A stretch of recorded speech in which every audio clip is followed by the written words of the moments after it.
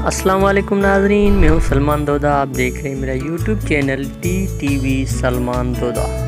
नाजरीन, अभी तक अगर आपने मेरा यूट्यूब चैनल सब्सक्राइब नहीं किया तो सबसे पहले सब्सक्राइब कर लें, बेल आइकन को ज़रूर प्रेस करें ताकि मेरी नई आने वाली वीडियो आपको बर वक्त मिल सके।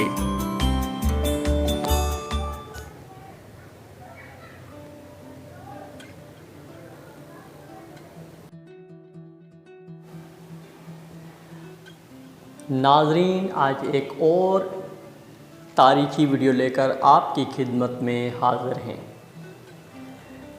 नाजरीन, आज की इस वीडियो में हम आपको दिखाएंगे कि पाकिस्तान के सबसे बड़े सूबे बलूचिस्तान का एक सरहदी इलाका, जहां पर इस बलूचिस्तान की सरहद ख़त्म होती है, आपको हम दिखाएंगे कि उस बलूचिस्तान का वो सरहदी इलाका जहाँ पर इस सूबे की सरहद ख़त्म होने के बाद पाकिस्तान के एक और सूबे की सरहद शुरू होती है।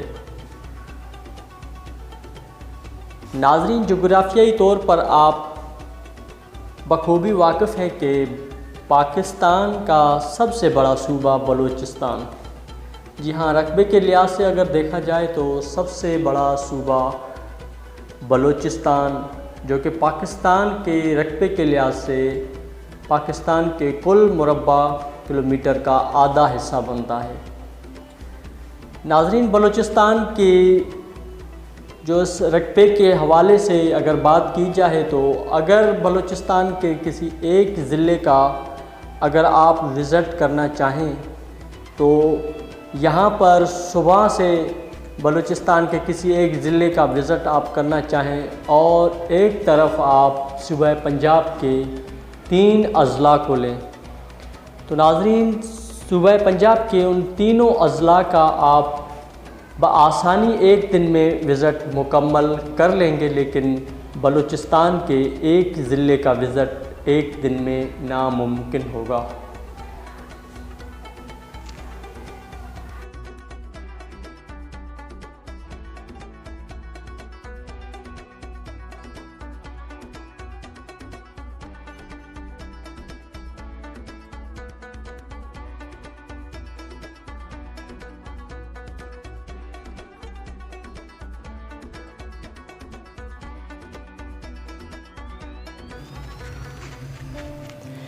इस वक्त हम मौजूद हैं उस सरहदी इलाके में जहां आप दूर दूर तक आपको वहाँ पहाड़ नज़र आएंगे, हरियाली, और मैं उस एरिया तक आपको लेकर जाऊंगा जहां पर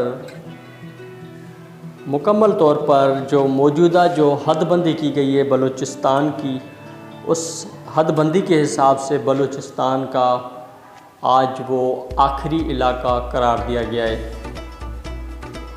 वरना इससे कबल बलूचिस्तान की तारीख़ में जब हमने पढ़ा तो पता चला कि बलूचिस्तान जो है रकबे के लिहाज से जो मौजूदा हदबंदी की गई है इससे कई गुना बड़ा था, जो कि इसका बहुत बड़ा हिस्सा बलूचिस्तान के पड़ोसी सूबे के हिस्से में आ चुका है। इस वक्त आप दूर से ये बाब बलूचिस्तान का मंज़र देख रहे हैं। मैं इस वक्त बलूचिस्तान से गुंजान आबाद शहर को एक नई सड़क दी गई है जिसे मशरक़ी बाईपास का नाम दिया गया है।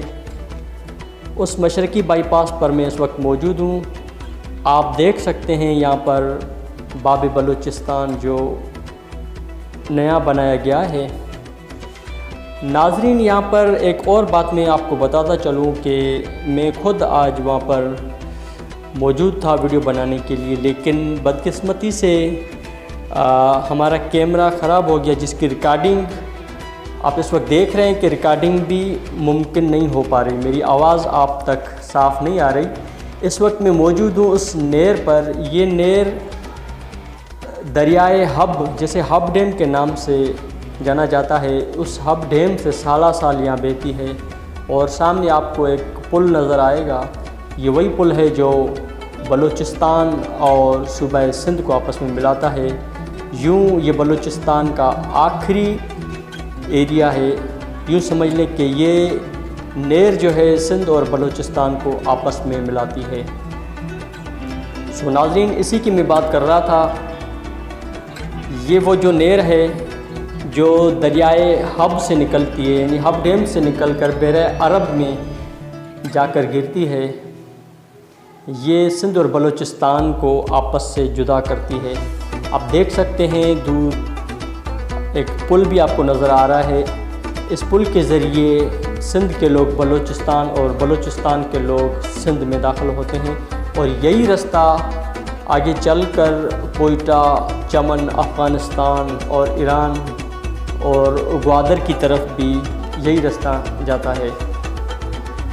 तो मैंने मुकम्मल यहाँ की डॉक्यूमेंट्री वहाँ पर मैं मौजूद था, उस वक्त मैं बना रहा था, लेकिन आप इस वक्त देख सकते हैं कि मेरी आवाज़ जो है आपको मुकम्मल साफ़ नहीं आ रही है, लेकिन फिर भी मैंने कोशिश की आपको मुकम्मल हक़ाइक़ से आगाह किया।